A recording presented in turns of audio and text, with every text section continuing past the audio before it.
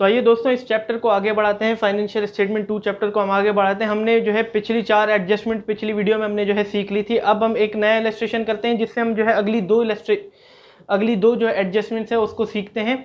तो अगर आपको इस कंटेंट में इंटरेस्ट है तो प्लीज़ मेरे चैनल को जरूर सब्सक्राइब कर दें, अपने फ्रेंड्स और रिलेटिव के साथ शेयर करें। तो चलिए आइए बिना टाइम वेस्ट किए इस वीडियो को शुरू करते हैं।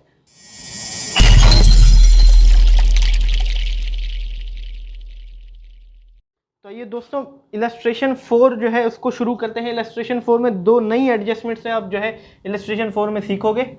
ठीक है, इलस्ट्रेशन 4 आपको स्क्रीन पे दिख रहा होगा, साथ में एडजस्टमेंट्स भी आपको जो है दिख रही होंगी। इसकी स्क्रीनशॉट खींच लीजिए। अगर आपके पास बुक है तो पेज 116 खोल लीजिए। ठीक है, 116 और 117 पे, ठीक है, आपको दोनों जो है एडजस्टमेंट्स और इलस्ट्रेशन दिख रहा होगा। ठीक है, तो सबसे पहले बैलेंसेस को पुट करते हैं, फिर जो है हम एडजस्टमेंट करते हैं। ठीक है, हमें जो है ट्रायल बैलेंस दिया गया है मुस्तफ़ा एंड कंपनी का, उसका जो है हमें trading and profit and loss account बनाना है 31 दिसंबर 2013 को। ठीक है, तो लिख देते हैं ऊपर हम। ठीक है, trading and profit and loss account for the year ended December 31 2013 और balance sheet of Mustafa and company as on December 31 2013। ठीक है, ये हमें जो है ऊपर डालना है फॉर्मेट बनाने के साथ। ये मैंने आपको पहले ही बता रखा था, ये नेसेसरी है डालना। ठीक है, तो डेबिट बैलेंस और क्रेडिट बैलेंस गिवन है। ट्रायल बैलेंस का रूल आपको पता ही होगा, डेबिट एसेट या एक्सपेंस होते हैं, क्रेडिट वाले लायबिलिटी या रेवेन्यू होते हैं, यानी कि इनकम होते हैं। कैपिटल सेपरेट थिंग है, वो अलग से गिवन होती है हमें क्रेडिट में ही। ठीक है, तो सबसे पहले डेबिट बैलेंस को पुट करते हैं और जिन जिन के आगे हमारी एडजस्टमेंट्स हैं उन पर सबसे पहले हम जो है टिक लगा लेते हैं। क्लोजिंग स्टॉक एडजस्टमेंट में गिवन है डेप्रिसिएट करना है हमें प्लांट और मशीनरी को और फर्नीचर एंड फिक्सचर को, यानी कि फर्नीचर फिक्सचर पे आप पहले टिक लगा लीजिए। डेबिट बैलेंस में दूसरी एंट्री है लास्ट से। ठीक है, फिर हमें जो है फर्नीचर एंड फिक्सचर पे लगाना है, प्लांट एंड मशीनरी पे लगाना है। ठीक है, वो दूसरी एंट्री है, स्टार्टिंग से जो है दूसरी एंट्री है और लास्ट से दूसरी एंट्री, यानी कि सेकंड लास्ट फर्नीचर फिक्सचर है। Provision for bad and doubtful debt, यानी कि डेटर पे हमें जो है निशान लगाना है। मैं आपको समझाऊंगा, ये डेटर पे आप निशान लगा लीजिए, इस पर एडजस्टमेंट है। आउटस्टैंडिंग है वेजेस पे निशान लगा लीजिए। फिर जो है रेंट है, रेंट पे निशान लगा लीजिए आप। ठीक है, फिर इंटरेस्ट ऑन लोन आउटस्टैंडिंग, यानी कि इंटरेस्ट ऑन लोन भी हमें गिवन है, लास्ट एंट्री है डेबिट बैलेंस की, उस पर भी आप निशान लगा लीजिए। कमीशन एक्रूड, ठीक है, एक्रूड कमीशन इनकम होती है तो कमीशन रिसीव गिवन होगा, लास्ट एंट्री है क्रेडिट बैलेंस पे, उस पर निशान लगा लीजिए, उस पर भी जो है हमें एडजस्टमेंट करनी है। तो चलिए आइए सबसे पहले बैलेंसेस को पुट करते हैं, फिर हम जो है एडजस्टमेंट को शुरू करते हैं। सबसे पहले लैंड इन बिल्डिंग एसेट है हमारा, फिर प्लांट एंड मशीनरी, इस पे जो है इनर कॉलम में मैं अमाउंट लिखूंगा क्योंकि इसमें एडजस्टमेंट है। फिर है बिल रिसीवेबल, एक लाइन छोड़ के BR 8000 का, वो एसेट है हमारा, इसलिए एसेट साइड लिख रहा हूँ। स्टॉक, ओपनिंग स्टॉक हमें गिवन है, ट्रेडिंग अकाउंट की डेबिट साइड में आएगा और 40,000 का है। परचेजेज हमें गिवन है और परचेजेज देख लेते हैं, यहाँ कोई रिटर्न तो नहीं है। परचेज रिटर्न कोई भी हमें गिवन नहीं है, तो परचेजेज 51,000 की है। ठीक है, आगे हमें सेल्स वेजेस गिवन है आगे, बट वेजेस पे जो है हमारी एडजस्टमेंट है तो इसका जो है अमाउंट इनर कॉलम में लिखेंगे 20,000। आगे जो है coal gas and coke, gas और कोल वगैरह ये सब फैक्ट्री में यूज होते हैं तो डायरेक्ट एक्सपेंस है, एक लाइन छोड़ के ट्रेडिंग अकाउंट में ही लिखेंगे। इसका जो बैलेंस है 5800 का है। ठीक है, आगे हमें गिवन है सैलरीज इनडायरेक्ट एक्सपेंस है तो P&L की क्रेडिट डेबिट साइड में आएगा। फिर आगे हमें गिवन है रेंट, वो भी इनडायरेक्ट एक्सपेंस है बट इस पर एडजस्टमेंट है तो इनर कॉलम में इसका अमाउंट लिखा जाएगा 2800। ठीक है, कैश एट बैंक एसेट है। फिर सन्ड्री डेटर्स, इस पे हमारी एडजस्टमेंट है 45,000, इसको इनर कॉलम में लिखा जाएगा। और रिपेयर्स, ये हमारा इनडायरेक्ट एक्सपेंस है, एक लाइन छोड़ के क्योंकि एडजस्टमेंट आनी है तो रिपेयर्स इनडायरेक्ट एक्सपेंस है, उसके नीचे लिख देता हूँ। इस पर कोई एडजस्टमेंट नहीं है तो आउटर कॉलम में इसका अमाउंट लिख देता हूँ। बैड डेब्ट्स भी हमारा इनडायरेक्ट एक्सपेंस है, जो हमारा पैसा डूब गया उसको एज ए एक्सपेंस ट्रीट किया जाएगा तो ये भी जो है P&L की डेबिट साइड में आ जाएगा। फिर हमें गिवन है सेल्स रिटर्न, जो कि सेल्स में से माइनस होती है, तो जब सेल्स आएगा तब कर जो है इसको मैं कर दूंगा। फिर हमें गिवन है फर्नीचर एंड फिक्सचर, एक लाइन छोड़ के मैं फर्नीचर फिक्सचर का भी कर देता हूँ। इसके ऊपर जो है हमारी आउट एडजस्टमेंट है, तो 4000 मैं इनर कॉलम में लिख देता हूँ, और एक लाइन छोड़ के आगे हमें जो है जो गिवन है वो है इंटरेस्ट ऑन लोन, वो हमारा इनडायरेक्ट एक्सपेंस है, और इस पे जो है एडजस्टमेंट भी है हमारी, तो इनर कॉलम में इसको लिख देता हूँ। फिर क्रेडिट बैलेंस पे आते हैं। क्रेडिट बैलेंस में हम सबसे पहले कैपिटल गिवन है, कैपिटल लिख लेते हैं, और कैपिटल को इनर कॉलम में लिखेंगे क्योंकि इसमें ड्राइंग प्लस होती हैं और ड्राइंग माइनस होती है, नेट प्रॉफिट प्लस होता है।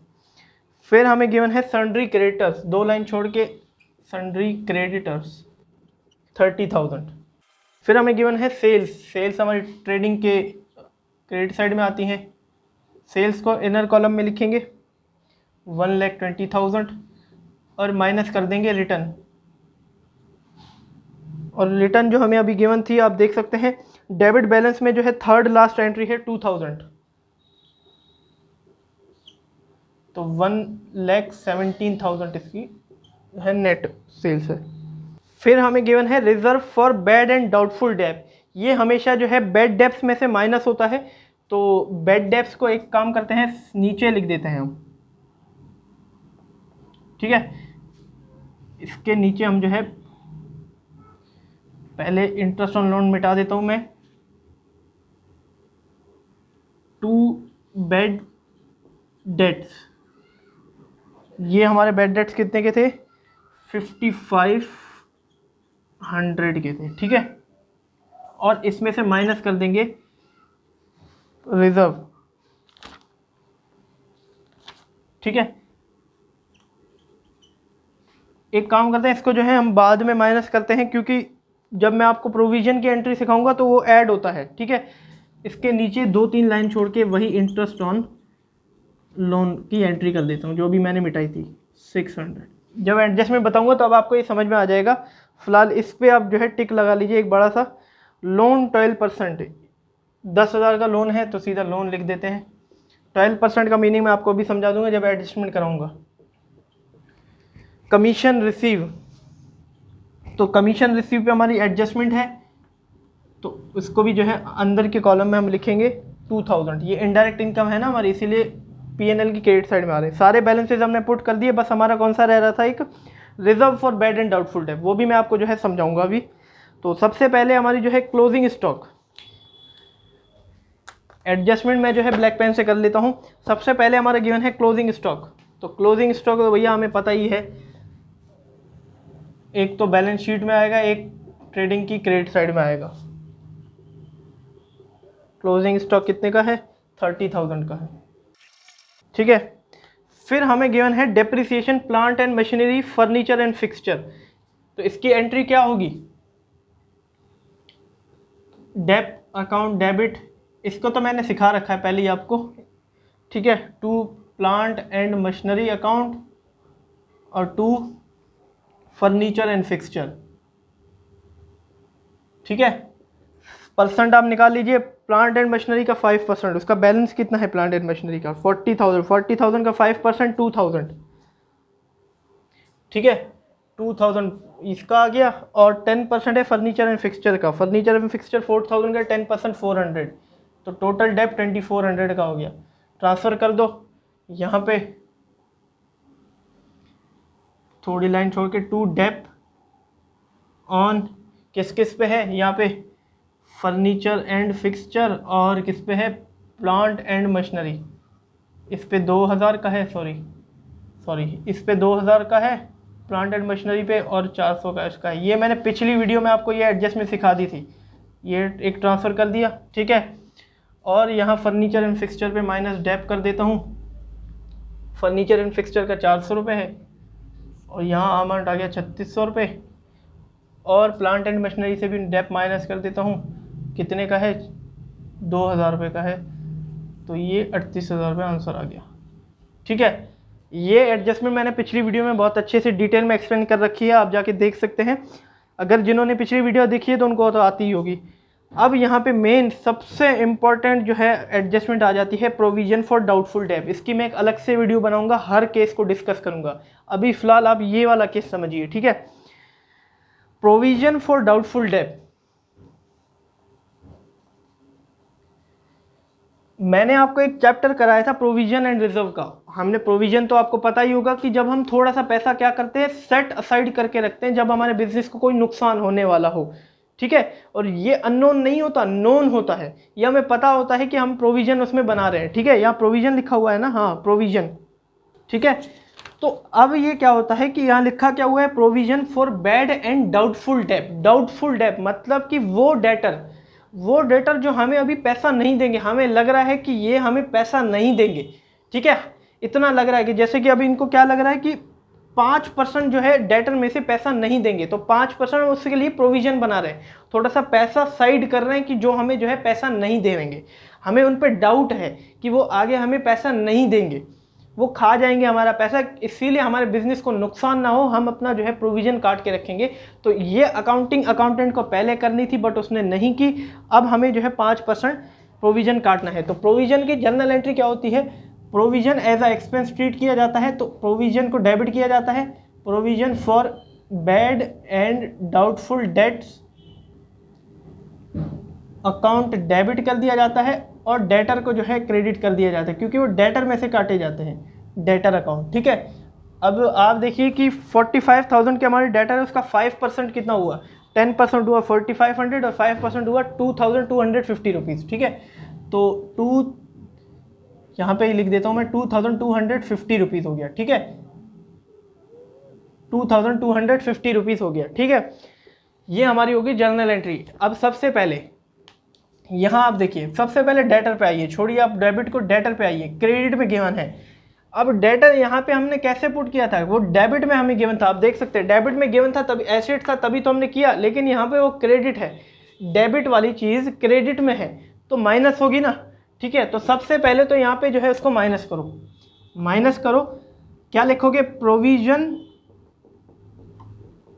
फॉर डाउटफुल डेट लिख दो यार, बैड एंड डाउटफुल डेट जो भी आपका मतलब, मैं डी लिख देता हूँ। डाउटफुल डेट कितना अमाउंट है, 2,250 रुपीज़, 2,250 रुपीज़। ये तो बहुत आसान है, ठीक है। 42,750 रुपीज़ इसका नेट अमाउंट आ गया, ठीक है। एक तो इफेक्ट हमें पता लग गया कि डेटर क्रेडिट में जा रहा है और यहाँ पे, ठीक है। अब यहाँ पे provision for bad and doubtful debt, ठीक है। अभी मैं आपको ये वाला केस समझा रहा हूँ, ठीक है। इसके बहुत सारे केस होते हैं, वो अलग से वीडियो एक मैं बनाऊंगा, आपको सारे केस समझा दूंगा, चिंता मत करना आप। एक एक केस में आपको समझाऊंगा कि क्या क्या करना है। ये जो आपकी अभी इलस्ट्रेशन वाला केस है, मैं आपको वो समझा रहा हूँ, ठीक है। अब यहाँ पे आपको कहीं दिख रहा है provision for bad and doubtful debt के लिए, आपको कहीं नहीं दिख रहा होगा, बट ये प्रोविजन बैड और डाउटफुल डेट के लिए बनाया जा रहा है। यहाँ तो हमें बैड डेट भी तो गिवन है, यहाँ हमें बैड डेट गिवन है जो कि डेबिट में है, इसी के लिए तो प्रोविजन बनाया जा रहा है, जो पैसा डूब रहा है उसके लिए तो बनाया जा रहा है। तो ये भी डेबिट में है और ये भी डेबिट में है, ये भी डेबिट बैलेंस है तो ये भी तो डेबिट में है, तो डेबिट डेबिट प्लस नहीं हो जाएगा, ठीक है भाई। इसको ना प्लस कर देंगे हम, क्या लिखेंगे, प्रोविजन फॉर डी, मैं डी लिख देता हूँ उसको, ठीक है। कितना अमाउंट है, 2,250 रुपीज़ का अमाउंट है, ठीक है। और जब भी आपको कोई प्रोविजन जो है आपको एडजस्ट में, सॉरी ट्रायल बैलेंस में गिवन हो, वो हमेशा माइनस किया जाएगा, वो हमेशा माइनस किया जाएगा। यहाँ पे देखिए reserve, provision reserve same as it is हम मान सकते हैं उसको, तो रिजर्व हमें गिवन है, ठीक है, तो रिजर्व वो माइनस किया जाएगा। ओल्ड रिजर्व है तो माइनस कर देंगे ओल्ड रिजर्व, कितने का अमाउंट है, 4,500 का अमाउंट है, वो हमेशा माइनस किया जाएगा जो भी आपको ट्रायल बैलेंस के अंदर गिवन होगा, ठीक है। इसका जो नेट अमाउंट निकल के आ जाएगा वो आ जाएगा 3,250 रुपीज़, ठीक है।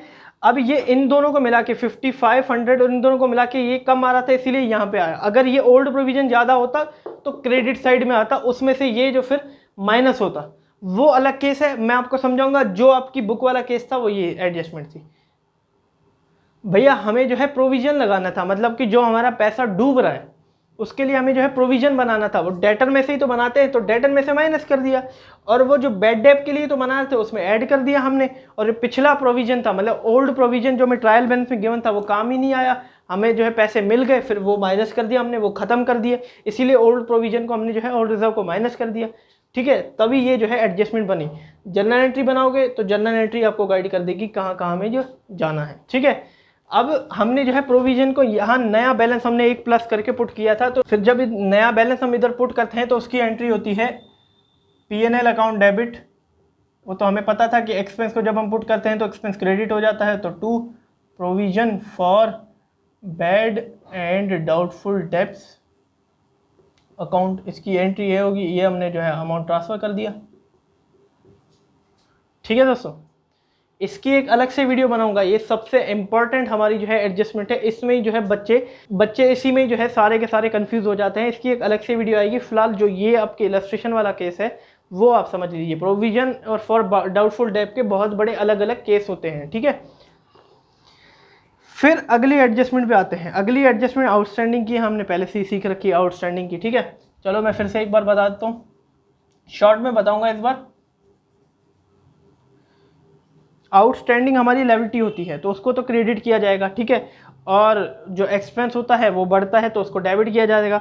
यहाँ पे आउटस्टैंडिंग वेजेस भी है, रेंट भी है, इंटरेस्ट ऑन लोन अलग चीज़ है, और यहाँ पे हमारे जो है दो दो एक्सपेंस तीन है, वेजेस, रेंट और वो। सबसे पहले मैं वेजेस का कर देता हूँ, wages account debit to wages outstanding, और रेंट का भी कर देता हूँ, rent account debit to rent outstanding account, और इंटरेस्ट ऑन है ना, इंटरेस्ट ऑन लोन भी आउटस्टैंडिंग है, तो interest on loan account debit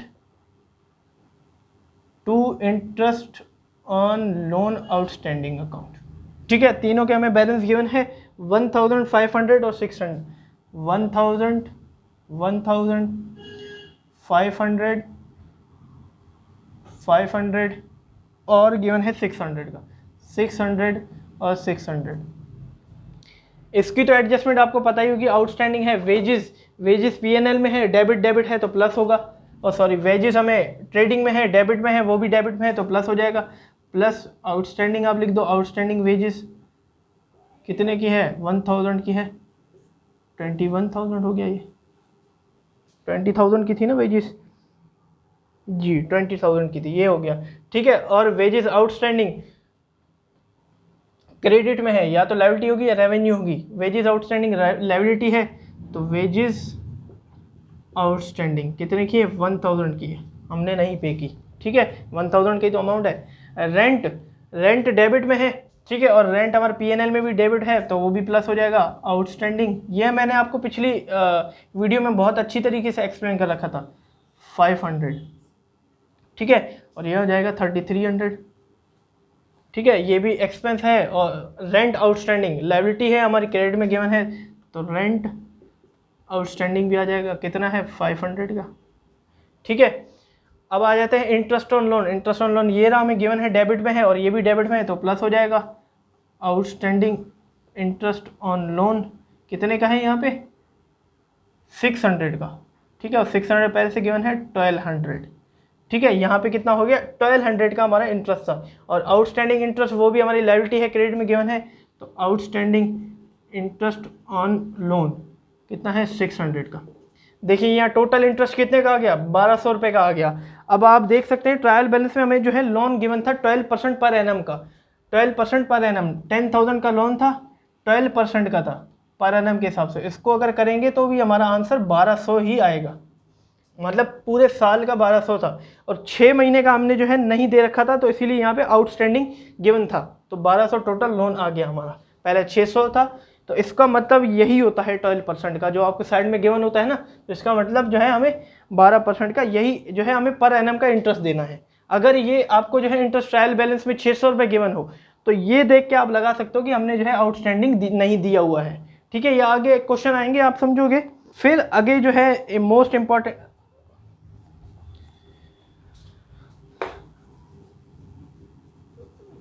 फिर आगे हमें जो है एक्रूड कमीशन गिवन है, कमीशन एक्रूड मतलब एक ऐसी कमीशन जो हमने कमा तो ली हो बट हमें मिली नहीं है, एक ऐसी कमीशन जो हमने कमा तो ली हो बट हमें मिली नहीं है। मतलब इतना तो पता है कि हमारी इनकम तो बढ़ रही है, इनकम तो बढ़ गई भाई, हमें मिली नहीं है, कमा तो रखी है तो इनकम तो बढ़ गई, तो कमीशन रिसीव बढ़ेगा तो क्रेडिट होगा, टू कमीशन रिसीव। ये तो पता लगे क्रेडिट में क्या आना है। एक्रूड की मैंने आपको बता रखी थी, और एक्रूड हमारा हमेशा एसेट होता है, वो भी बढ़ रहा है, ठीक है। तो एक्रूड को क्रेडिट कर और डेबिट कर देंगे, एक्रूड कमीशन अकाउंट डेबिट कर देंगे। तो नेट एंट्री क्या बनी हमारी, accrued commission account debit to commission receive account, ठीक है। ये भी बढ़ रहा है अकाउंट, वो भी बढ़ रहा है, तो दोनों डेबिट एंड क्रेडिट नेचर के हिसाब से हो गए।